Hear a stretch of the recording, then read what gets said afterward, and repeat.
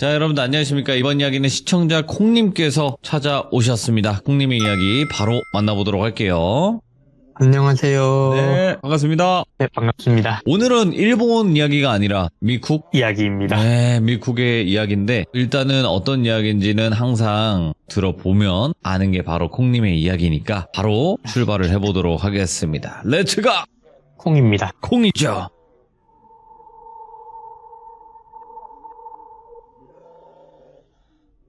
오늘 이야기는 키무라 선생님은 아니고 예전에 같이 게임을 하던 외국분이 계셨어요. 오, 진짜 어쩌다가 그냥 게임을 해가지고 친구 추가를 하고 같이 게임을 했었는데 이분이 흑인이시거든요. 그러니까 흑인들 같은 경우, 특히 미국 같은 경우에는 인종별 커뮤니티라는 게 되게 발달을 돼 있어요. 네. 흑인들은 흑인 사회가 있고 아시아인들은 또 아시아 사회가 있고 네. 또 백인들끼리 모이는 백인들 안에서도 이제 라틴 아메리칸 계열이라든지 이런 사람들도 따로 모이고 인종별 커뮤니티가 많기 때문에 자기네 커뮤니티들 안에서 도는 얘기 같은 것들이 많대요. 이 이야기는 제 게임 친구분이 자기가 들은 이야기다라고 해주신 건데 이 이야기에 발단이 되는 분은 남성분이에요. 예.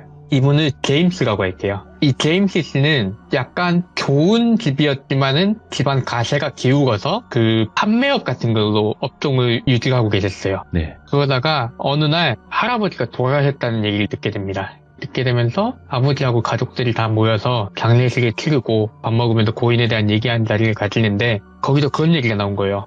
할아버지께서 생전에 가지고 있던 집 그건 어떻게 할 거냐. 보니까 아버지가 그 집 어떻게 할까 하고 있으니 이 제임스 씨가 선뜻 그랬대요. 할아버지가 집이 있었어요. 아버지는 너는 기억이 안 나니? 이러시니까 제임스 씨는 나는 잘 기억이 안 난다. 근데 그 집이 왜 무슨 문제가 있는 집인가? 하니까 아버지가 딱히 집에는 문제가 없단다. 네. 근데 워낙에 오래돼가지고 아버지도 거기 아니고 그 요양원 같은데 계셨으니까 이 요양원이 워낙 비싸다 보니까 그쪽으로 돈이 다 들어가서 그 집이 관리가 안 되고 우리가 형편도 좀 팍팍했잖냐. 뭐 이제 아버지 요양비 덜 나가니까는 그 집도 관리해야 되는 거 팔고 나면 우리 생활도 나아지지 않을까? 뭐 이런 식으로 얘기를 하니까 제임스 씨가 당장 팔 거 아니면은 내가 그거 좀 다듬어 볼게요 집을. 그 홈데크였나? 미국에 굉장히 큰 잡화점 같은 게 있대요.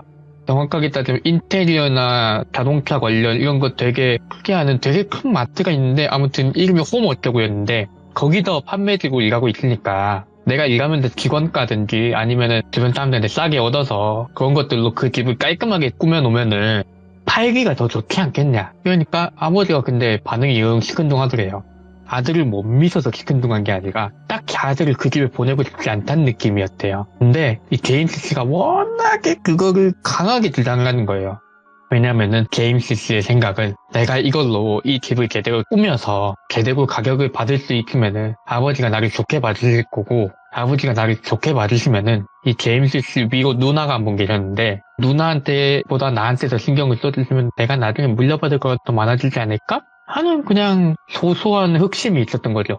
아유 그래 알아서 해봐라. 오케이 네가 알아서 해봐. 대신 하다가 무슨 일 있으면 꼭 나한테 연락하기. 아버지가 허락을 내주신 거예요. 그 제임스 씨가 할아버지 집 주소도 받고 해서 보니까 생각보다 그 집은 왜 지금까지 찾아가지 않았나 싶을 정도로 되게 가까이 있었대요. 그냥 생각했던 것만큼 어지러운 집도 아니었고 아무리 생각해도 나쁜 거라고는 이 집 주변에 다른 집이 없어요. 이 주택 부지 자체가 굉장히 띄엄띄엄하게 있는 구간이었나 봐요. 미국 같은 경우에 그런 구간도 꽤 많다고 하는데 그래서 꼭 이 집에서 그냥 꾸며가지고 팔면 잘 받겠는데 가격? 해서 집을 꾸미기 시작했대요. 그냥 먼지만 좀 털어내고 벽지 좀 새로 바르고 배관 같은 거 워낙에 손 안 댔으니까 녹슨 거 좀 치워주고 그러고 나니까 사람 사는 집쯤 됐다. 이 정도면 사람 사는 집이고 팔만한 집으로 만들어야지 하고서는 막 집에 인테리어 같은 것도 조금 손보고 그러다 보니까 맨 마지막으로 남은 데가 어디냐. 수영장이 있었대요 집에. 미국 같은 경우에는 단독주택 같은 거 해놓으면은 집 뒤에 작게라도 수영장이 있는 그런 집들이 보이잖아요. 그래서 그 수영장이 있는데 여기가 난관이겠다 싶은 거예요. 왜냐면 수영장이라는 건 물이 들어갔다 나가는 데고 땅 밑으로 깊숙이 파져 있는 데고 하다 보니까 청소를 하기가 어려운 거죠. 이게 물 청소를 하려고 치면 물을 빼야 되는데 물을 빼기 전에 안에 쌓인 것부터 해야 배관을 안 막을 거고 배관을 안 막게 그걸 다 치우려면 안에 그 쌓여있는 거를 밖으로 다 퍼내야 될 거고 듣기만 해도 고생길이 쫙 넘친다 싶잖아요. 그래도 어쩌겠어요. 집을 저렇게 잘 해놓고 팔겠다는 야심을 가지고 있는데 이것만 안 해놓으면 이것 때문에라도 사람들이 집을 보러 와가지고 실망할 수 있으니까 열심히 키웠대요. 열심히 키우고는 그 집을 드디어 완벽하게 정리가 된 거예요. 와, 이제 이 집을 팔아야지 하고 이 집을 팔면은 집 한 돈 조금이라도 주실까 하고 생각을 했는데 이 사람들이 몇 번 보고 오고 그러다 보니까 안 팔리는 거예요, 집이. 핑계는 여러 가지였대요. 집이 너무 외딴 데 있다. 가격에 비해서 집이 작다. 한 1, 2년 정도 그러니까 에라이 안 팔고 만다. 집안에서도. 에라이 이렇게 된 거 할아버지가 가지고 있던 집 그냥 우리가 살자. 좀 정리해가지고 그러면 집세도 안 나가고 좋겠네 우리도. 그래가지고 집을 넘어가게 된 거죠. 생각보다 사람들이 작다고 했지만은 그렇게 작지 않은 집이었고 수영장도 있겠다. 여름에 좋고. 이래가지고는 제임스 씨가 그 집에서 살고 아버지가 돌아가시고 네. 어머니도 돌아가시고 시간이 흐른 거죠. 그만큼 안 좋게 돌아가신 게 아니라 시간이 흐르고 제임스 씨의 딸이 생기고 누나가 그 집에서 나가고 딸도 독립했고 어쩌다 보니 부인하고 제임스 씨 둘만 남아서 노후를 보내게 된 거예요. 그 집에서. 근데 딸이 결혼할 사람을 보여주고 온대요. 근데 조금 그런 게 있어요. 제임스 씨도 약간의 그 인종차별까지는 아닌데 백인이 흑인보다는 살짝 낫지 않나? 우리가 아무리 그래도 소셜한 계급이 사회적인 소셜 카스트 같은 게 아무리 그래도 흑인보다는 우리가 높지 하는 베이직한 백인의 우월한 생각이 깔려있는 그러다 보니까 따님이 배우자고 흑인을 데려온다고 하니까 싫은 거예요. 본인은. 근데 내색할 정도로 인종차별주의란 아니에요. 그러니까 괜히 딸의 남자친구를 정말 못마땅해 하는 아버지의 모습을 보여준 거죠. 그러다 보니까 뭐 이렇게 투닥투닥하고 몇 번 보여주고 올 때마다 그렇게 투닥투닥 하니까 뭐 그래도 결혼할 때쯤 되니까 좀 풀리더래요. 결혼할 때 돼서는 사위 넥타이도 매주면서 너는 내 딸내미한테 자기 조금이라도 삐끗하면 너 깜빵에 내가 넣을 거야 이러면서 협박도 하고 결혼까지 시켜놓고 손주까지 보고 나니까 사위 덕에 그 인종에 대한 그런 것도 많이 죽고 사위도 장인어른이 좀 꼬장꼬장하고 그런 끼가 있으시긴 했는데 그래도 사람이 나빠서 그런 건 아니고 많이 좋아지셨다 해가지고 자주 놀러오게 됐대요. 근데 손주가 생기니까 이것저것 해주고 싶잖아요. 그러다가 막 이걸 뭘 해줄까 하다 보니까 어느 날 여름에 수영장에다가 작은 보트를 띄워보기로 한 거예요. 이게 수영장이 한 5, 6명 들어가면은 수영을 한다기보다는 목욕탕처럼 둘러앉아야 되는, 둘러앉아서 좀 빙빙 걸어다니는 그렇게 넓지 않은 수영장이라는 감이 오잖아요. 미국 성인 기준으로요. 거기에 보트를 띄우기로 한 거예요. 근데 그냥 보트가 아니라 고무보트, 오리보트 이런 게 아니라 그때 손자하고 사위의 취미가 레포트였대요. 스포츠인데 이제 야외 스포츠. 그러니까 아예 분위기 띄우라고 이번 여름에는 여기다가 나무로 된 진짜 보트를 띄우자. 조그마한 그 한두 명 타는 보트 있잖아요. 그거 그냥 띄워만 보자. 앞으로 안 나가도. 애들이 좋아하겠지? 이때쯤 되니까 이분은 손재주도 많아진 거예요. 그 홈 어쩌고 하는 데서 일을 하다 보니까 그런 거에 접할 기회도 많았고 그런 걸 잘하는 사람들도 근처에 많았고 손주 생각에 손주가 여름에 언제 온다 딱 날짜를 확정을 받자마자 땅땅 두드려가지고 딱 어른 하나 애 하나 앉으면 딱 되는 사이즈의 보트를 만들었대요. 그걸 손주하고 어떻게 놀아줄까 하다가 생각난 게 손주하고 이렇게 된 거 안전교육을 시켜주자. 물에 빠졌을 때 보트가 뒤집혔을 때 어떻게 하면 되는지. 집 수영장만큼 안전한 곳이 어디 있겠냐. 수영장 크기도 얼마 안 되겠다. 사람 들어가면 어른은 발이 땅에 닿으니까 그냥 보트 뒤집어져서 뭐 어쩌고 저쩌고 상황 연출해도 그냥 한 방에 그냥 뭔 일 생기면 보트 그냥 바꿔 던져버릴 수도 있을 거고 걱정 없겠다고 그 계획을 하고 손주를 맞이했대요. 역시나 너무 좋아하죠. 할아버지가 나를 위해서 보트를 만들어줬어. 우와, 보트 색깔도 내가 제일 좋아하는 색깔이야. 우와 하고선 손주 난리 났죠. 사위도 와 장인어른 저런 것까지 하실 줄 아셨습니까? 와 놀랐습니다. 와 우리 아들 근데 아들 저거 기운 너무 넘쳐가지고는 감당 안 될 것 같아요. 장인어른 진짜 도와주셔야 돼요. 이러니까 제임스는 안에서 가슴이 막 부푼 거죠. 어깨가 올라가고 와 내가 손주를 저렇게 기쁘게 했다 하면서 그렇게 보트를 뒤집어주고 막 이렇게 노는 거예요. 그러다가 어떤 걸 하게 된다면은 그게 있어요. 만약에 내가 뭔가 위험한 상황이 생겨서 물속에 들어가서 숨어야 되는데 내가 잠수를 잘 못하거나 오래 숨어 있어야 되면은 나무 보트 같은 건 움푹하잖아요. 안에가 보트를 일부러 뒤집어서 물에 들어가서 보트 안쪽으로 머리를 내밀고 그러고서 수영을 하고 있으래요.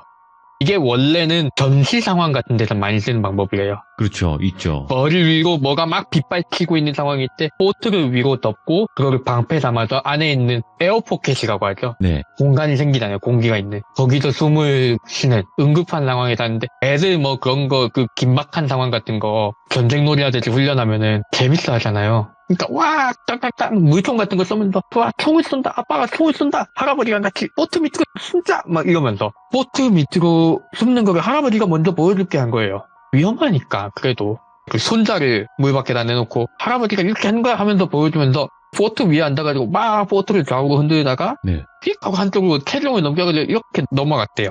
보트가 넘어가고 푹 하고 제임스 씨가 물속으로 들어가고 제임스 씨는 물속에서 눈을 뜨고서는 대낮이었대요. 당연히 밤은 위험하고 추우니까 낮에 따뜻할 때 하니까 열심히 청소해놓고 지금까지 갖고 온 수영장에 하늘색 타일이 보이고 위쪽에는 햇살이 보이고 햇살 가운데 보트가 떠있는 거 보이는 거예요. 거기 수영장 바닥에 앉아서 본 거죠. 왜냐면 발을 디디고 일어서면은 성인으로 설 수 있는 정도니까. 그래가지고 잘 일어섰대요. 수영장 높이가 대략 성인 남성이 수영장에서 발을 딛고 서면은 180cm 정도 기준으로 간신히 딱 어깨선까지 물이 올라온다고. 수영장이니까 그래도 좀 깊이가 있는 거죠, 애들한테는. 제임스 씨가 딱 180이 조금 넘었대요.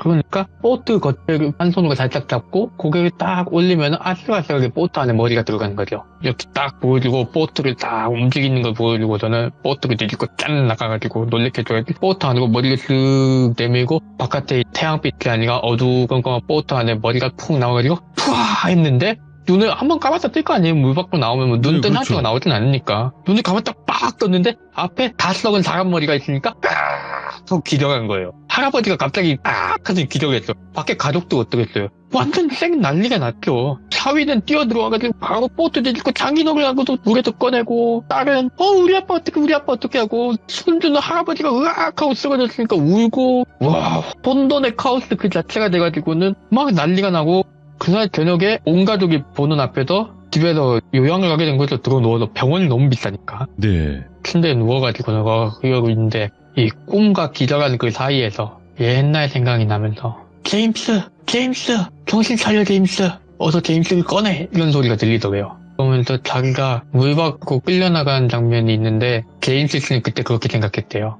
왜 내 다리가 이렇게 짧지? 그거는 정신이 들고 나니까 온 가족이 무슨 일이 있었냐 이러니까 내가 그게 막 이러는 거예요. 제임스 씨가. 왜냐면은 남자잖아요. 미국식 상남자. 귀신 같은 걸 봤다는 얘기를 하면은 쪽팔리잖아요. 아니야 아무것도 아니야 이러고 넘긴 거죠. 그러니까 저녁에 저녁 먹고 역시 긴장해가지고 그래도 가슴이 떨리니까 위스키 한 잔 먹고 자려고 나왔는데 사위가 나와가지고 아니 수영장을 보고 있더래요. 뒤에 가서 툭 치니까 장인어른 일어나셨어요? 그러니까 뭐하냐 수영장 보고 있지 말고 낮에 있던 일을 까먹어둬라. 내가 나이가 들어가지고 그랬나봐 그냥 헛것이나 봤나봐. 그러니까 헛것이요? 아이 그래 너라도 한번 들어봐라. 내가 어쨌냐면은 하면서 얘기를 한 거예요. 물속에 들어갔는데 어두컴컴 보트 안에 들어가자마자 다 썩은 머리 같은 게 그러니까 이 사위가 저 장인어른 드릴 말씀이 있습니다. 이러니까 무슨 소리 하려고? 근데 하는 말이 사실 우리 마누라가 네. 옛날에 어릴 때 이 집에 살 때 이상한 걸 봤다고 했어요. 근데 장인어른께서는 그런 거 별로 안 좋아하시고 그러니까 얘기를 안 했다고 하는데 이 집에 살 때 항상 수영장에 뭔가가 헤엄을 치고 있다는 얘기를 했어요. 수영장에? 이런 거 안 믿는다. 장인어른 들어보세요. 워낙에 단호하게 얘기를 하니까 들었대요. 근데 그게 수영을 할 때마다 집안에 빚이 생긴다든가 안 좋은 일이 있었다. 그게 안 보이는 기간이 길어지면 길어질수록 집에 좋은 일이 생겼고 이거 심상치 않은 것 같습니다. 장인어른 지금도 그러실지 모르겠는데 저희 같은 사람들 흑인들이 네. 커뮤니티가 있지 않습니까? 거기 가면은 이런 거 잘 아는 사람도 많다. 한 번만 가서 얘기 들어봅시다. 나 오늘 장인어른 그렇게 물속에서 뻐그 하시는 거 보고 진짜 깜짝 놀래가지고는 우리 빨리빨리 보고 감사 이러니까 또 사위의 놈이 앞만 봐도 생긴 게 이게 그렇게 험악하게 생긴 놈이 딸내미 앞에서 또 보여준 적이 없었던 저런 절박한 표정을 보여주니까 마음이 울린 거예요. 그래 가자. 그래 장인어른 사위가 이렇게 부탁하는데 야 대신에 내 딸이랑 같이 가. 너 딸이랑 같이 가가지고 헛소리하면 그 자리에서 이혼시킨다. 쫓아가면서 또 간 거예요. 가서는 그 친구들이랑 나오는데 만나보니까 사실 좀 마음에 안 들었대요. 왜냐면은 찾아간 데가 진짜 저희가 후드 밈으로만 알고 있는 그 후드 있잖아요. 거긴 거예요. 자연스럽다면 자연스럽고 당연하다면 당연한 것이 흑인 사회 커뮤니티 안에 있는 그런 주술적인 걸 아는 사람을 보러 간다니까 매우 높은 확률로 후드 안에 계시겠죠, 거주지가. 만나러 가니까는 눈치가 안 좋더래요, 애초에 처음부터. 어이씨, 깔쌈하게 생긴 차 타고 번듯하게 셔츠 입고 비그무리한 양반이 여기는 왜 왔을까? 하니까 사위가 아야 그런 거 아니고 우리 장인어른 야야야 그러지 말고 그 아줌마 요즘 어디 사고 뭐 이런 식으로 얘기하면서 데려갔대요. 그랬더니 문을 딱 열었는데 문을 딱 열자마자 들린 소리가 그 영어로 그대로 하면은 문을 딱 열자마자 저만 안쪽에서 쉣 갓댐 하면서 누가 나오더래요. 왜 할마씨가 쉣 갓댐 이러면서 나와가지고는 딱 보더니 사위를 보고 제임스를 보고 한 말이 Get out 이러는 거예요. Get the fuck out, get the fuck out of my house 이러면서 쫓아내더래요. 이러니까 일단 제임스 씨가 나갔는데 정신 나간 할망구 왜 저러냐? 사위야 여기 맞아? 이러는데 사위가 표정이 매우 안 좋대요. 저 할머니가 저러는 건 딱 한 번밖에 못 봤는데 잠시만요 제가 먼저 얘기하고 나올게요. 혼자서 똑똑똑하고 들어가니까 그거는 조용하더래요. 한참 조용하더니 안에서 막 욕이 왔다 갔다 하고 슬랭이 왔다 갔다 하고 밖에서 제임스 씨는 야 딸아 너 사위가 원래 좋은 사람인 거 알았냐? 사위 너한테도 막 해코지려고 그러진 않지? 하니까 전혀 안 그렇다고 그렇게 욕하는 거 나도 처음 들었다. 생전 욕이란 거 못한 사람인 줄 알았다. 한참 있다가 들어오래요. 그 할마씨는 안쪽에서 계속 무성무성하고 있고 제임스 씨를 딱 보더니 그 사위분 이름을 요한이라고 할게요. 네. 이 할머니가 요한 씨를 가시면서 당신 요한이 여기 후드 살 때 얼마나 주변 사람들한테 좋은 인상을 줬는지 아느냐. 요한 때문에 당신이 이 집에 지금 다시 들어올 수 있는 거니까 요한한테 나중에 잘하라고 엄포를 놓고서는 막 주술 도구 같은 거 들고 오더래요. 이상하게 생긴 돌멩이하고 되게 말라붙은 뭔가 알 수 없는 길쭉한 것 또 기괴한 해골 같은 그림이 그려진 거울? 그런 걸 막 들여다보면서 아주 나쁜 게 당신 가족 주변에 맴돌고 있다. 당신 가족 주변에 맴돌고 있는데 오래된 거야 이거 오래됐어. 이러더니 딱 그러더래요. 이거 없애고 싶으면 돈 많이 줘야 될 텐데. 그러니까 아니 그게 뭐 어떤 위험한 건데요. 어떤 위험한 건지 들어야지. 나도 돈을 선뜻 낼 거 아니냐. 다짜고짜 내가 헛것을 본 건 맞는데 내가 헛것에 대해서 그 비용을 지불할 이유가 뭐 있냐. 그러니까 그 할머니가 끄덕끄덕 고개 들면서 그럴 줄 알았어. 이 딸이랑 손주가 다 죽어도 그런 얘기 할게요? 그러니까 뭐라고요? 이거 그냥 두면은 이번 대회는 쉽게 안 넘어가. 이번 대회는 네 딸도 뒤질 수도 있고 네 손주도 줄줄이 나갈 수도 있어. 이거 갑자기 분위기가 험악해진 거예요. 가족 가지고 막말하지 말라고. 근데 이 할머니가 단호해요. 막말? 나가시던가. 나 장담하는데 오래 못 넘길 수도 있다고. 진짜 위험한 거라고. 이거 그래도 우리 쪽하고 어떻게 방식이 비슷한 거니까 내가 처리할 수 있어도 나 여기서 당신들 안 하겠다고 나가면은 요한이 다시 들어와도 안 들어질 거라고. 그러니까 이제 망설여진 거예요. 근데 요한이 주머니에서 현찰을 딱 꺼내더래요. 할머니 이 정도면 돼요? 그러니까 야 너 그 돈 어디서 나서? 제가 따로 모아뒀던 거예요. 원래 제 차 바꾸려고 했던 돈인데 이걸로 돼요? 하니까 그 할머니가 표정을 깨끗하면서 됐어 안 받아 가자 제 집으로. 이러더니 대뜸 그 집으로 가세요. 네. 갔어요. 가서 집을 쓱 둘러보더니 수영장 주변을 쓱 둘러보더니 하고 수영장에다 침을 뱉더래요. 저런 데다가 숨겨놨으니까 찾기가 쉽지가 않지. 이러더니만 전화를 해가지고 여기 공사비 줄 테니까 와서 공사 하나 해야 쓰겠다. 우리나라 말로 치면 이런 식으로 말을 했대요. 그랬더니 뭐 건장한 흑인 라틴 사람들이 트럭을 타고 와가지고는 뭘 들고 왔나 했더니 오한마하고 곡괭이 같은 걸 들고 왔네. 다짜고짜 수영장 문을 다 빼래요. 수영장 문을 다 뺏었대요 제임스가. 그랬더니 할머니가 아까 말했던 그 주술 도구 같은 거 거울 같은 걸로 막 빛을 비춰보고 그러면서 이쪽 말은 뭐 길쭉한 거 그것도 막 이렇게 휘젓고 막 알 수 없는 말을 막 하더니 어딘가를 딱 찢더래요. 깨가고 부수하고 깡 부쉈대요. 부수다가 중간중간이니까 그만 하는 거예요. 그만하고 자 제임스 씨 이리 와봐요. 그러더니 조그마한 곡괭이를 들더래. 안에 지금 뭐가 있을 건데 대기 깨야 돼. 주술을 받은 게 당신 가족이고 당신이 이 집에 지금 제일 어른 그러니까 집안을 책임지는 입장이니까 당신이 깨야지 이 저주가 완전히 와해가 되는 거야. 원래 이런 건 남이 손을 대가지고 깨주면 반푼이밖에 안 돼. 뭐 이런 식의 말을 했대요. 뭐 그러다가 그냥 깼대요. 아이고 씨 내가 돈 쳐발라가지고는 깔아놓은 타일 다 망가졌네 하고는 깡깡 깨는데 깡깡깡깡 했는데 느낌이 이상해. 단연간의 이 홈 인테리어 쪽으로 잔뼈가 굵고 보트 만든 시점에서 눈치채셨겠지만 손재주가 있는 이 제임스 씨의 손끝에 닿은 느낌이 돌, 흙, 쨍그랑 이런 느낌이 돼요. 글로 표현하면. 응? 돌흙, 돌흙, 돌흙. 쨍경, 이거 느낌이 다른데? 뭐 깨지는데? 깨졌어? 깨졌으면 됐어. 나와봐. 하고선 그 할머니가 삽하고 이렇게 해가지고는 파냈는데, 토기로 된 항아리가 나왔대요. 우리나라에서 만드는 항아리처럼 유약 발라가지고 그때가 번들번들한 게 아니라 아프리카식 항아리, 그것도 조금 문명화가 안 된 부족들이 쓰는 느낌의 항아리라고 하면은 이미지 상상이 편하실 거예요. 유약 같은 거 안 바르고 그냥 말 그대로 흙 자체를 그냥 붙여서 만든 그런 항아리가 나온 거예요.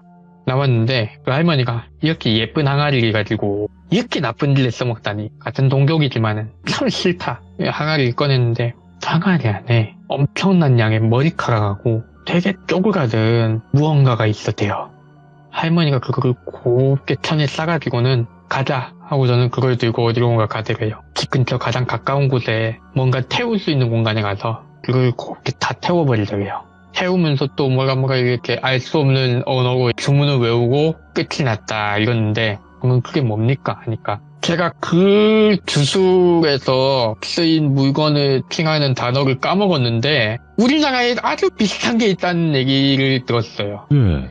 그래서 우리나라 걸로 얘기를 하면은 그게 연매인 거예요. 아, 예. 그런 거에 가지고는 이게 누군가가 의도적으로 거기다가 만들어서 예. 어린아이가 안 좋게 된 그런 걸 만들어서 넣어놓고 세탄이라고 또 하죠, 우리. 그거를 넣어서 저주를 했는데, 이 저주가 당신 가족들을 복을 빼앗아가고 안 좋게 몰락시키고 싶어 한 거야. 이 저주는 오래 갖고 질척질척하게 날라붙는 저주라서 천천히 집안을 갉아먹는다.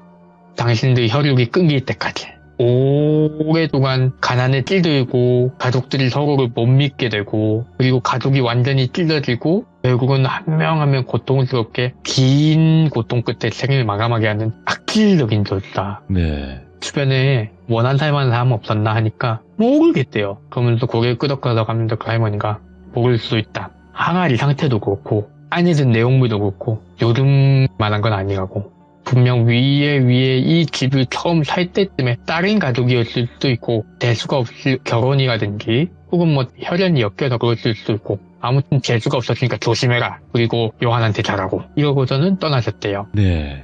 제임스 씨는 그 뒤로 대부분의 시간을 좋게 보냈대요. 좋게 보냈다는 의미가 정말 집안이 좋아진 거예요. 딸과 사위의 사업이 잘 되고, 본인이 연금 저축해놓은 거 뭐 이런 걸로 투자한 주식이 잘 돼가지고 말년에 제임스 씨도 돈을 많이 벌고, 오. 그러고서는 이 제임스라는 분이 아내분이 건강이 안 좋아졌대요, 어느 날. 그래가지고 병원에서 요양을 가고, 그때는 뭔가 기반이 좋아지면서 돈이 생겨서 병원에서 요양을 갈 수 있게 됐어요. 네. 병원에서 요양을 가고 아내분이 어느 날 자꾸 아시게 돼요. 숨을 거두시게 됐는데, 네. 숨을 거두시고 나서 조용히 혼자 그 집으로 돌아와서 술을 마시면서 수영장을 바라보고 있었대요. 네.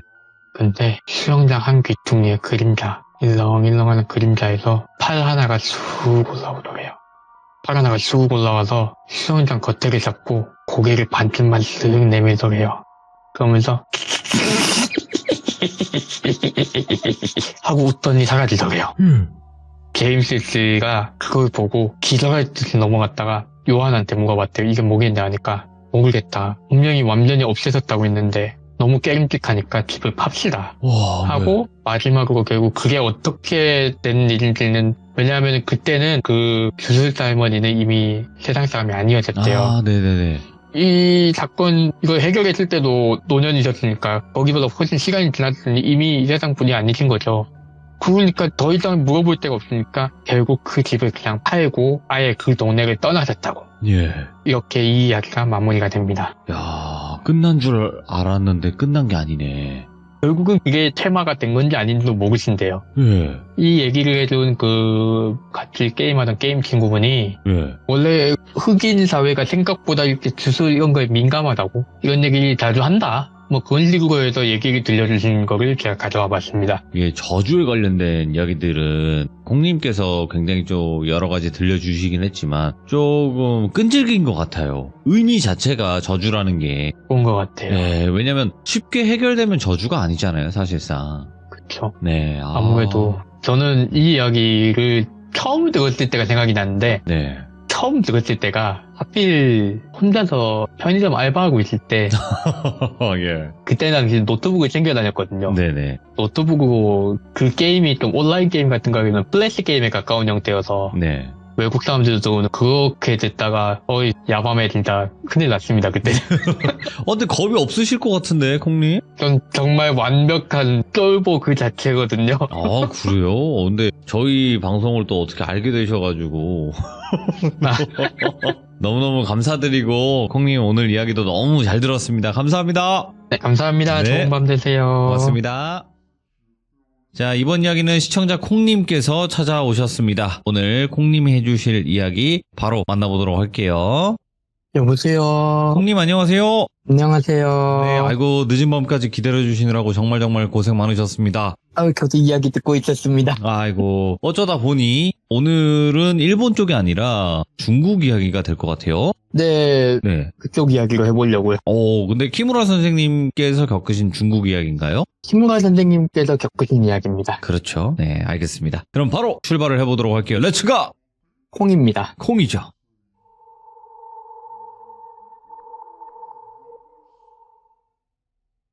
이번 이야기도 키무라 선생님이 겪으신 이야기고요. 키무라 선생님이 영매사 일을 하시면서 본인 능력으로 해결 안 되는 일을 다른 분한테 요청하기도 하다 보니까 인맥풀이 굉장히 넓으신 거죠. 중국에 사는 어느 어르신께서 이분이 무슨 제사를 지내야 된다. 근데 올해는 어쩌다 보니까 도와줄 사람이 별로 없는데 내가 그 자네 여름 휴가처럼 지원을 싹 해줄게. 그거 제사 한 번만 빨리 도와주고 올해 여름에는 중국에서 한번 휴가 보내볼래? 이렇게 제안을 주셨대요. 키무라 선생님이 비교적 젊으실 적의 이야기예요, 이거는. 그러니까 지금으로부터는 한 몇십 년 전인 거죠. 네. 키무라 선생님이 그럼요, 도와드리죠 하고 저는 비행기를 끊고 중국으로 가셨어요. 중국으로 가니까 그 어르신께서, 이분은 그냥 어르신이라고 할게요. 어르신이 키무라 선생님 오는 걸 기다렸다가 아이고 키무라 선생님 왔어? 우리 조금 바쁘니까 빨리 일 끝내고 쉬자 그러더니 차를 태워가지고 어디로 데려가시더래요. 거기 그쪽으로 제사에 필요한 거는 다 보내놨고 내가 우리는 몸만 가면 된다. 네. 그래서 차를 타고 갔는데 중국의 어느 시골 마을로 가더래요. 중국은 땅이 엄청 넓잖아요. 그렇죠. 그렇다 보니까 시골 마을이라고 하면은 진짜 어떤 데는 전봇대도 없는 거예요. 땅이 워낙 넓고 하니까 인프라 시설이 별로 없는 거죠. 진짜 그런 시골이었대요. 상상하기 쉽게 얘기하자면은 우리 다큐멘터리 같은 데 나오면은 중국 소수민족들이라고 나오면서 되게 네모났고 창문도 그냥 나무 창문 해가지고 집 한 10채 정도만 있고 그게 마을이라 하는데 그런 데를 가셔서 그때 마을이면은 사람이 있어야 되잖아요. 마을은 사람들이 집을 짓고 모여서 사는 곳이니까 사람이 아무도 없는 거예요. 사람이 아무도 없고 이 어르신이 미리 보내놨다던 물건들만 와 있어요. 트럭에 제사상 차릴 것들 규모가 꽤 크더래요. 한두 사람 제사상이 아니구나 이게. 마을은 또 이렇게 조용하고 아무도 없는 거 보니까 이 마을 전체에 대한 그런 제사를 지내주시는구나 이렇게 생각을 하고 준비를 했대요. 제사상을 이렇게 차리는데 음식이 딱히 좋은 음식들은 아닌 거예요. 왜 제사를 지내면은 죽은 사람한테 망자에 대한 예의랄까? 예. 망자에 대한 접대를 해주는 거죠, 저희가. 산 사람이 망자를 위해서 간을 풀어라 하고서는 부탁을 하는 입장이고, 그렇다 보니까 부탁을 하기 위해서는 좋은 걸 준비해서 상을 차려주는 게 기본인데, 표현을 이렇게 하더라고. 콩밥 먹이는 것 같았다고. 우리나라 사람들은 이렇게 이해하면 편할 거예요. 마치 그냥 죄수들 콩밥 먹이는 것 같은 밥들이 제사상에 올라가더래요. 제사상에 밥을 딱 차려놓고 제사를 지냈대요. 중국 제사는 우리나라 제사하고 비슷하다고 생각하면 이해가 빠르실 거예요. 제사상을 올리고 향을 피우고, 왜냐면 불교 계통의 영향이 많이 크기 때문에 대체로 그런 식으로 이렇게 제사상을 차리고는 평범하게 제사를 드리고 그날 밤에는 밤이 너무 늦었으니까 거기서 자고 가세요. 왜냐면은 여기가 굉장히 시골이라 차를 타고 들어오는데도 굉장히 오프로드 느낌으로 들어왔고 제사를 지내는데 이게 음식을 차려놓고 향을 피우고 제사를 하면 청문도 읊고 하면은 오래 걸리잖아요. 규모가 클수록 시간은 더 걸리니까. 네. 제사를 하고 나니까 해가 져버려가지고 여기서 자고 가자는 거예요. 그때 당시에는 키무라 선생님이 아직 제자분도 없었을 때예요. 이렇게 잘라고 누웠는데 굉장히 귓가가 시끄럽더래요. 시끄러운데 이런 소리가 막 나더래요. 맛있다 이런 소리가 나더래요. 그러니까 키무라 선생님, 이게 망자들이 와가지고 밥을 먹고 가는구나. 근데 소리가 이상하다. 보통 마을 사람들의 망자라고 생각하면 아이고 제사장이 왔네, 마을 사람들 와보세요. 망자들도 기본적으로는 살아있던 사람이 생을 마감을 하고 그게 영이 남은 거니까 살아있던 시절에 그냥 평온하게 갔으면은 그저 그렇게 나오는 거죠. 근데 이거는 소리가 아귀 저리 가라는 거신 들리는 소리가 나는 거예요. 그랬더니 키무라 선생님이 너무 궁금해진 거죠. 너무 궁금해서 살짝 일어났대요. 그때는 키무라 선생님도 젊을 때가 지금보다는 많이 무모하신 타입. 약간 경험이 적으신 거죠. 그래가지고는 궁금한데 하고 저는 창문 밖으로 살짝 이렇게 봤는데 키무라 선생님은 영안이 되게 흐릿하게 보시는 분이라 똑똑히 안 보이니까 가방에서 뭘 꺼내셨대요. 가방에서 연고 같은 걸 꺼내신 거예요. 그때 당시에는 키무라 선생님도 이렇게 도구 같은 걸 많이 의지하셔서 영안이 또렷하게 튀어있는 대사본도 없을 때니까 본인이 이런 걸 해결하기 위해서 본인이 보기 위한 수단을 준비를 한 거예요. 이런 연고 같은 걸 만드는 기방이라든가 오. 이런 거를 챙겨가지고 혼자서 처리할 때 쓸 수 있게 그걸 눈에 바르신 거죠. 눈꺼풀에. 그래가지고는 번호는 살짝 뜨고 봤대요. 근데 제사상 주변으로 삐쩍 마른 사람들이, 그 사람인지도 사실 구분이 잘 안 됐대요. 되게 삐쩍 마른 사람들이 네 발로 기어와가지고는 제사상 위에 기어 올라가고 제사상 밑에 떨어진 거 주워 먹고 하면서 이게 밥을 준다더니 그냥 제사상이 아니라 시아귀를 하나 보다. 시아귀라고 해가지고 불교 행사 중에서 아귀들한테 밥을 주는 행사가 있어요. 아귀들한테 먹을 것을 베풀어서 고통을 덜어주는 그런 게 있는데 그런 건가? 그냥 제사가 아니었나? 그렇게 생각하는데 뒤에서 조용히 누가 오는 게 느껴졌대요. 아이고 선생님 일어나셨나 보다 하고 저는 뒤로 고개를 싹 돌렸는데 어르신이 아니야. 어르신이 아니라 밖에 있는 분들하고 똑같은 영가 하나가 고개를 뚝뚝뚝 꺾으면서 쳐다보면서 너는 왜 멀쩡해? 너 우리 보여? 너 우리 보이는구나 하더니 갑자기 달려들어서 키무라 선생님을 막 물어뜯더래요. 빨리 우리를 놔달라고. 야 여기 우리를 보는 놈이 있다 이러면서 막 소리를 지르더래요. 그러더니 밖에서 게살짝 먹던 그 영가들도 다 이쪽을 쳐다보더니 키무라 선생님만 달려드는 거예요. 달려들어서 우리를 빨리 놔줘라. 우리 여기도 너무 오래 고통받았다. 놔줘라 이러면서 막 물어뜯더래요. 키무라 선생님이 이러면서 그냥 어떻게도 못하고 그냥 물어뜯기고 있는데 그 어르신이 그제서야 오셔가지고는 에이 정신머리 나간 것들 아직도 정신을 못 차리겠어 하면서 막 소금 뿌리고 부적 가방에 붙이고 하면서 급하게 영가들을 쫓아내더래요. 그 다 쫓아내고 나서 키무라 선생님이 더더더더 떨고 있는데 그 어르신이 가까이 와가지고 어이구 호기심이 있어도 조심해야지. 아직 젊어가지고는 궁금한 걸 잘 못 참는구나. 에휴 키무라 선생님 그럴 수 있어 그럴 수 있어. 아이고 와봐라. 에휴 멍 다 들었네. 몸을 보니까 이빨에 물어뜯긴 자국이 멍이 엄청나게 들어있는 거예요. 키무라 선생님이 놀래가지고 저기다 뭡니까? 그냥 제사가 아니었습니까? 아이고 그래도 밤 늦게는 얘기하지 말고 낮에 되면 내가 어찌 됐는지 가르쳐줄게. 그리고 온 김에 이렇게 된 거 그러면은 키무라 선생 좋은 경험 하나 하고 가자. 어디 가도 함부로 못할 경험인데 우리 같은 사람들한테 큰 도움이 되는 경험이다. 뭐 기연이라고 생각하고 가보자. 하고 저는 그날은 어떻게 꾸역꾸역 잠을 주무시고 아침 일찍 준비를 해서 차에 타는 게 아니라 마을 뒤로 산을 올라가더래요. 산을 올라가면서 얘기를 하시는 거예요. 네. 마을이 원래 좀 그렇게까지 폐허가 될 만한 마을은 아니었다. 근처에서 사람들 농사도 짓는 데도 있었고 사람도 꽤 많이 모여 살았는데 저 마을에 그 부인이 하나가 있었는데 이 부인이 외지에서 결혼을 해가지고 이리로 들어왔다.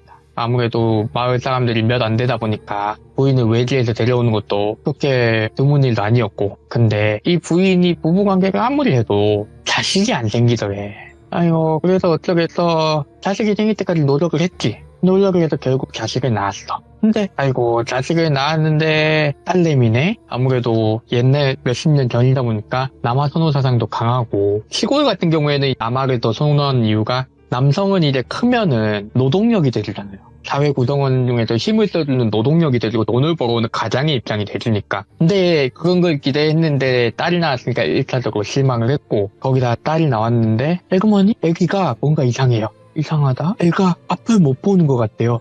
애기가 선천적으로 눈이 안 보이는 거예요. 그래가지고는 집안에서 난리가 났대요. 며느리라고 데려온 게 자식도 제대로 된 자식이 못 낳고 남편도 누가 이런 거 낳으겠냐고 이렇게 막 가다가 어느 날 자고 일어났는데 애가 없어졌더래요. 애가 없어져가지고는 막 찾으러 다녔대요. 그 여자가 막 찾으러 다녔는데 결국 못 찾으니까 울면서 집으로 돌아온 거죠. 몇 날 며칠 울고만 있었대요. 집안일은 안 하고. 그러니까 막 남편이 두들겨 패고 또 시부모가 두들겨 패고 이럴 거면 나가라고 하고 그렇게 거짓골을 낸 거예요. 그래가지고 집안에서는 다른 여자를 들이내 만회하고 있고, 근데 이 여자분이 반쯤 폐인이 돼가지고 돌아다니다가 어느 날 밤에 남편이 술 마시는 자리에 떠드는 걸 들은 거예요. 그거 어차피 밥만 툭 낼 거 저기 어디다가 묻어두고 왔다고. 그러니까 이 여자가 눈이 돌아가가지고 그때부터 온 산을 들이면서 파고 다녔대요. 온 산을 들이면서 내 딸 하면서 아가야 어딨니 아가야 어딨니 하면서 막 산을 다 파헤치고 다녔대요. 예. 그랬더니 마을에서 미친 여자가 나왔다고. 그런데 이 여자가 막 파고 다니다가 어느 날 갑자기 남편한테 와가지고 우리 딸 키울 수 있어요 하면서 우리 딸 잘 키울 수 있어요 하면서 그때는 사람이 너무 피폐해져서 말도 어눌하게 하더래요. 우리 딸 키울 수 있어 괜찮아 이러면서 오더래요. 그러니까 찾으러 가자고. 아니 옆에 내가 뭔 소리하고 탁 쳤는데 톡톡톡톡 뭐가 떨어지더래요. 반짝반짝거리는 옥이 떨어지더래요. 이게 옥이라고 하면은 중국 사람들은 옥 진짜 좋아하거든요. 예. 뭐 청옥, 백옥 할 거 없이 깨끗하고 좋은 옥은 네. 그것만으로도 돈을 엄청 쳐줘요. 꽤 알맹이가 큰 옥 원석이 예. 떨어지는 거예요.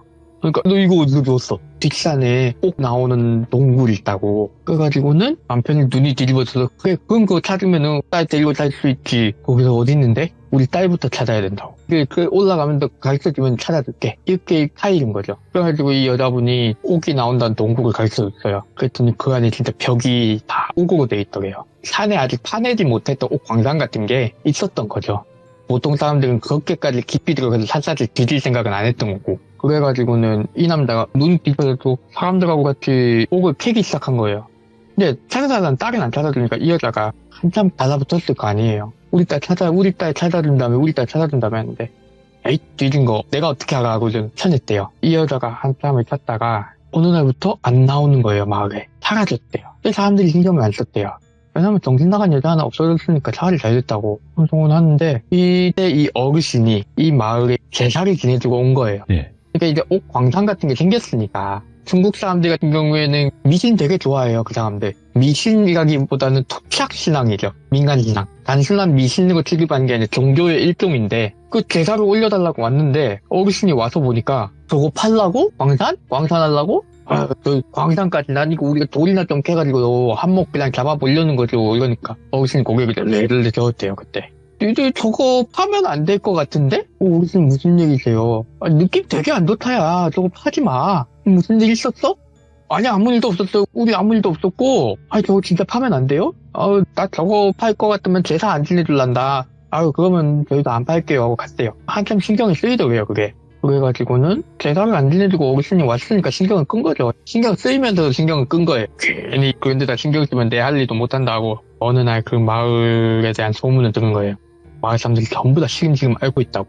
신경 쓰지 말아야지 이랬는데 관계가 아예 없는 것도 아니고 찜찜한 것도 있고 해서 찾아갔대요. 찾아갔더니 마을 사람들이 죄다 쿡쿡거리면서 입에서 피를 토해가면서 그 옥을 캐니 뭐니가 문제가 아니라 한 사람도 멀쩡한 사람이 없는 거예요. 이게 무슨 어떻게 된 일인가 하니까 옥을 캐기 시작하고부터 얼마 안 돼서 제사도 안 올리고 옥을 캐기 시작했는데 한참 처음엔 좋았대요. 어느 정도 그 옥을 캐고 원석을 받고 내다 팔고 그렇게 도명이 쪼개가면서 좋은 옥 나쁜 옥 가려가면서 뭐 그렇게 팔고 했는데 예. 한 사람 한 사람씩 지킴 가는데 피가 나오더래요. 이게 광산일 가면 원래 근데 그건 폐병 환자가 많이 늘어나니까 예. 그건 건갑다 했는데 안 들어가는 사람들도 그러는 거예요. 그래가지고는 마을 사람들이 하나 둘씩 누구를 부르러 가려고 했는데 누구 부르러 나가면은 사고가 나고 의사를 불러도 맨날 똑같은 말 하는 거죠. 광산 같은 거 함부로 개발하다가 이렇게 진폐증 걸린다. 그 가구 들이마셔서 그렇다. 피를 토하고 그러니까. 근데 이렇게 되다 보니까 의사는 데려와도 똑같은 말만 하지. 의사를 데리고 오는 사람은 한둘 뿐이고 나가는 사람 사고 나가지고는 빈손으로 돌아오기 일쑤고. 이러니까 사람들이 죄다 병이 나가지고 이제는 마을이 안 돌아가는 거예요. 이거 뭐 있다 해가지고 이 어르신이 장비를 챙겨가지고 그 광산으로 갔대요. 근데 생각보다 깨끗한 광산인 거예요. 사실 광산이라고 얘기를 하고 있지만 설명과 이해를 위해서 광산이라고 하는 거지. 그냥 동굴에 약간 그 옥맥이 살짝 묻혀있는? 한 1, 2년 각 잡고 캐면은 다 떨어질? 그런 거여가지고 뭐 흙도 이렇게 날리는 흙이 아니라 딱히 그렇게 병이 크게 퍼질 게 아닌 것 같은데? 예. 하고 나왔대요. 나왔는데 뒤가 싸한 느낌이 들어서 뒤를 딱 돌아봤대요. 뒤가 싸한 느낌이 동굴에서 오는 게 아닌 것 같은 거예요. 이 싸한 느낌이 어디서 오는 걸까? 이 싸한 느낌이 그냥 싸한 게 아닌데 원귀가 있는 것 같다 오. 생각을 해가지고는 한 손에 부적하고 소금을 같이 쥐고 입에는 그 풀 같은 걸 물고, 이분이 그 영을 좀 또렷하게 말을 걸 수 있는 분이라 영감이 강한 분이라서 그런 준비를 하신 거예요. 준비를 하고서는 혹시 모르니까 산을 더 올라갔대요. 좀 들어갔는데 웬 나무가 있더래요. 커다란 나무가. 나무를 보자마자 흠칫 놀랄 수밖에 없었대요. 나무 밑에 웬 영가 하나가 뿌리에다가 자기 팔을 박아놓고서는 하늘을 향해서 무릎을 꿇고 고래고래 소리를 지르더래요. 예. 고래고래 소리를 지르면서 그냥 포기하고 여기서 이제 발 빼라고 내용이 그랬대요. 욕을 엄청나게 섞어서 얘기를 했지만은 줄이면은 그만 이 땅에 대한 뭔가를 포기를 하고 예. 떠나가고 이 나무에다 손을 받고 그렇게 소리를 막 지르고 있더래요.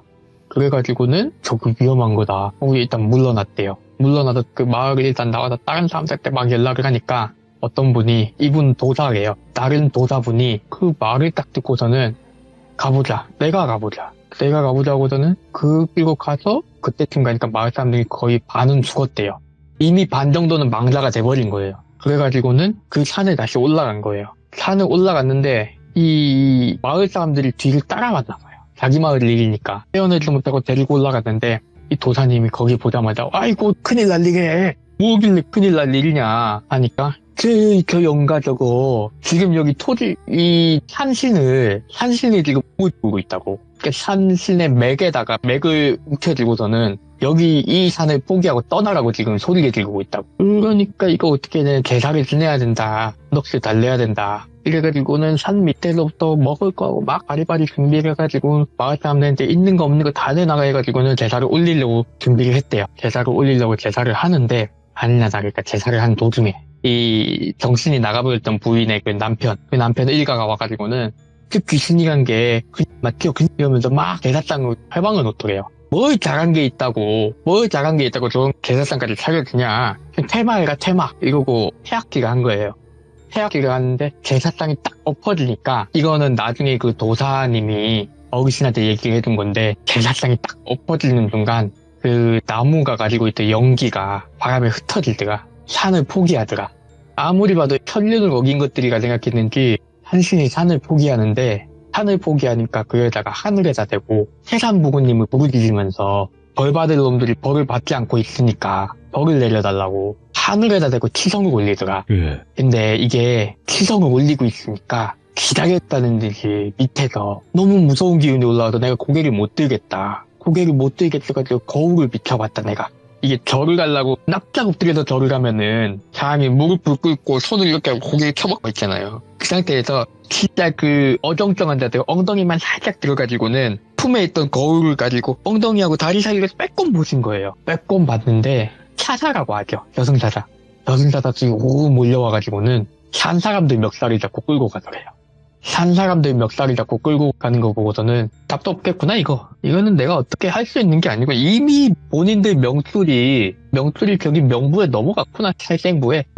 이거는 되게 구제할 방법이 없다. 그래가지고는 어르신한테 왕씨 포기하고 그냥 내려갑시다. 그 왕씨하고 포기하고 내려가셨대요. 내려가니까 얼마 안 돼가지고는 그 내려간 내내도 마을 사람들 왜 그냥 내려가냐. 다 하던 거 마저 해야 될 거 아니냐. 저 사람들 우리가 막으면 되는 거 아니냐. 그냥 다 뿌리치고 내려왔대요. 해당도 안 될 게 눈에 뻔히 보이는데 뭘 하냐고. 어차피 다 글러먹었으니까 그냥 정리하고 내려놓고 그냥 순순히 받아들이셔 하고는 갔대요. 그리고 한 몇 년쯤 지나니까 진짜 그 마을에 사람이 한 명도 없어진 거예요. 한 명도 없어지니까 이제 이 어르신하고 그 도사님이 그대고 놔두면 마을 그거 악취될 텐데 우리 그냥 제사나 지냅시다. 딱히 그냥 그 뭐랄까 곱게 제사 지내주지 말고 죄인들 있는 데가 생각하고 그냥 대충 밖으로 나오지 말라고 제사나 지내보자 하고선 그 제사법을 차리기 시작했대요. 그래가지고는 이렇게 된 얘기다 하고 키무라 선생님한테 얘기를 하면서 그 산에 나무로 데려가신 거예요. 그렇게 되고 나니까 알겠더래요.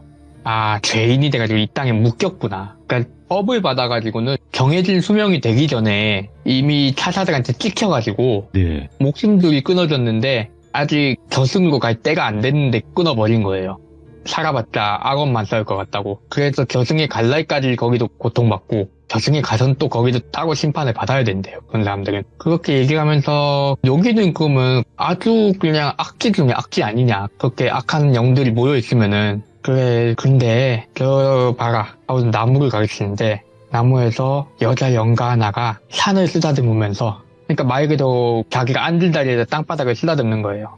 산을 쓰다듬으면서 노래를 가고 있더래요. 한참 노래를 가면서 뭐 강산아 강산아 흐르는 강산아 가마우리가 생선을 물어오면 우리 그거 같이 구워 먹자 뭐 이런 식으로 되게 동요 같은 노래를 불러주고 있더래요. 그래서 그게 뭡니까 하니까 저기 밑에서 벌 받는 놈들 다 가고 나면은 이 자리는 누구든지 채워야 될 거 아니냐. 그 여자가 산신이 되겠지. 그럼 덕을 쌓지도 않았는데요 하는데 덕은 쌓았잖아. 자기가 직접 죽이고 덕을 수도 있었는데 예. 안 했잖아. 끝까지 그래도 자기는 도리를 다 했지.